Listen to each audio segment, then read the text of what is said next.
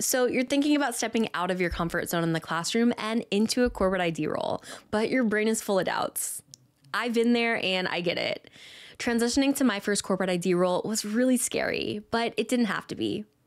Today, I'm going to share some of the main fears that I had and some tips for you to help you make your transition to corporate ID not just possible, but successful.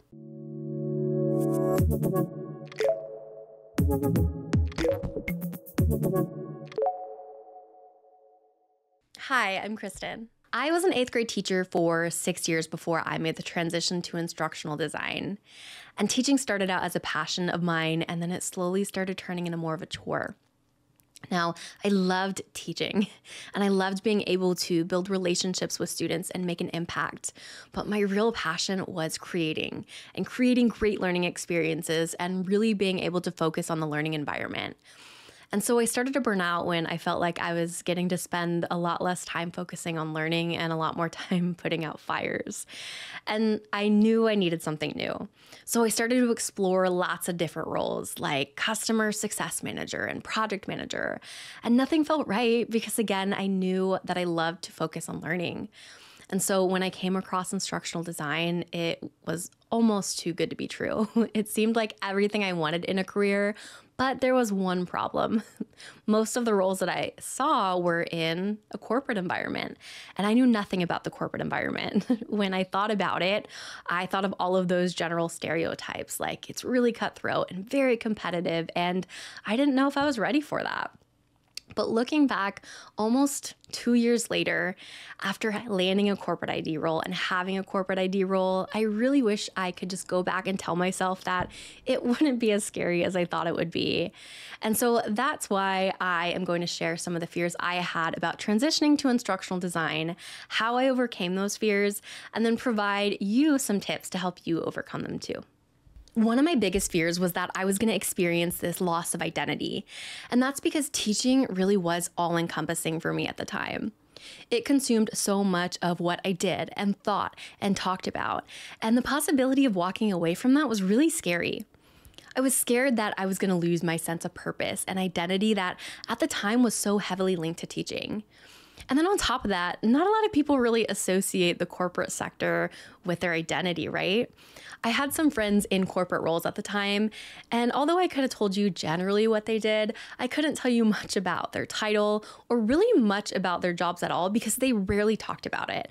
And that was kind of scary to possibly get into. But I'm so glad I did because it ended up being an unexpected benefit. I got a role that I loved and joined a team that I loved. And for the first time, I was really able to focus on work and close my computer at the end of the day and not think about it all night or wake up at 3 a.m. super worried about something, that happened at work. And so for me, that was so nice. And I was able to really embrace this new identity where I could prioritize my life beyond my career and really focus on myself and hobbies and friends and family, which was really great. And so if you're feeling like you might experience this loss of identity when going into a corporate role, I have a tip for you. Make sure now to start reviewing things from a lot of different orgs to find your ideal fit.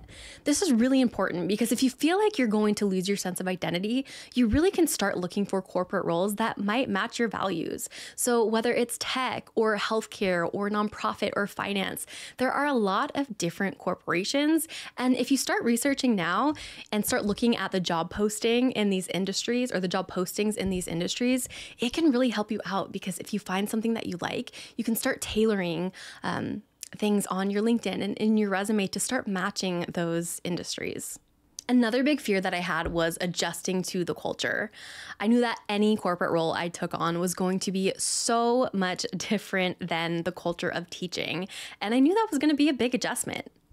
So corporate culture shock was definitely a big fear of mine, and mainly because I was just worried that I wasn't going to be able to grasp or adapt to or even just fit in with that corporate culture.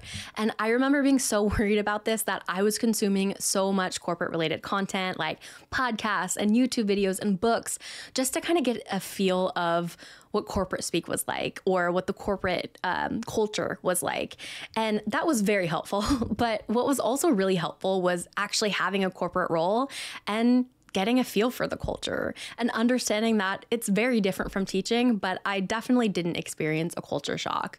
Really, the main difference I notice in terms of the culture is that when you're teaching, you're mainly focused on the success of the learners in your classroom, right? So the students in your classroom, you want them to perform well, you want them to do well, and you're focused on their success. You generally aren't focused on like outside factors, how their success impacts the school. I mean, you might think about it from time to time, but it's not your sole focus. Whereas with corporate ID, you're focused on learner success, right? Or employee success, but also in alignment with the business goals, right? You want them to meet certain goals so that the business can reach their goals. And so because of that, it's really important to be able to show your impact with metrics and data. And numbers are really, really important there. And it really drives a lot of the conversation. And so in addition to that, some tips I have for you is first, learn the jargon. We're professionals at this being teachers, right? There's a lot of acronyms and jargon, IEP, RTI, ELL, so many acronyms that we use daily, right? But corporate's like that too. It's just different. I will never forget the first time I sat in a really big meeting and I had a list of like 5 acronyms that they had used that I looked up online and I couldn't find. They were really specific to the business. And so I remember asking my team member, like, can you explain what these mean? And so that kind of goes with my next tip, and that is to be adaptable and open to learning, right? You have these skills, but you need to be adaptable, right? If this is your first corporate role, there's a lot you need to learn. And so you don't want to appear like you're not confident, right? But you also want to show that you're open and adaptable to learning and talking with your team and that you're aware that you don't know everything, right? And so be adaptable, especially being new to the corporate world, because there's a lot that you can learn from your team. So you want to be able to not only understand, but embrace the differences between instructional design and education, but you also want to make sure that you're aware of your transferable skills too, and how the skills that you've developed as a teacher can really help you in the corporate world. So the final fear that I'm sharing is that I really had a fear of having a lack of skills. I was really concerned about being able to identify the skills that I had that were transferable to corporate, since I had never been in that environment, but also being able to identify the skill gaps that I had and needed to upskill in to make sure that I can transition successfully. And so I joined Devlin Peck's Instructional Design Bootcamp, and that really helped me a lot with identifying the skills that I needed, that I didn't have, and then closing those gaps. And so I was able to learn articulate storyline, build a really solid portfolio that showcased a lot of my skills that I was proud of.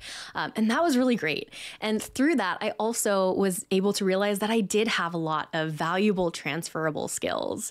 And when I landed a corporate role, of course, there was so much to learn and it all felt so new, but I did have a sense of confidence in being able to provide value to my team in a corporate role, especially with things like visual design. I had a lot of visual design skills from being a yearbook advisor. I had a lot of great communication skills from doing so much of that on the job. And then in addition to that, working with subject matter experts and being able to translate super complex information in a way that, everyone will understand is also a really big strength that I was able to bring to the table too. And so just being able to synthesize is something I really picked up from teaching, and it really, really helped me a lot on the job. So my final tip for you is to look for opportunities to measure your impact in your current role. And there's a lot of different ways you can do this as a teacher. You can measure student performance. If you have implemented a piece of curriculum, you can measure the impact of that over time. There's really so many things you can do, but the main focus should be thinking about numbers and impact, not just numbers. And the reason I say that is because when I was first starting out, I was really trying to quantify everything, which was great. But I was so heavily focused on numbers, like how many students were in my class or how many students took a certain learning experience, when I really should have been focused on how many students performed better because of something that I implemented. That would have made my interview answers so much more powerful. And so there's a tip for you. And also, you can look for opportunities at your school site to work with adult learners. Any experience and opportunities you can get with training adult learners is going to be really beneficial for you in interviews as well. So, all in all, my biggest fears really didn't turn out to be all that scary. And to this day, I can confidently tell you that middle schoolers are much scarier than anyone I have ever met in corporate. Make sure to follow these tips to help you successfully transition into a corporate role.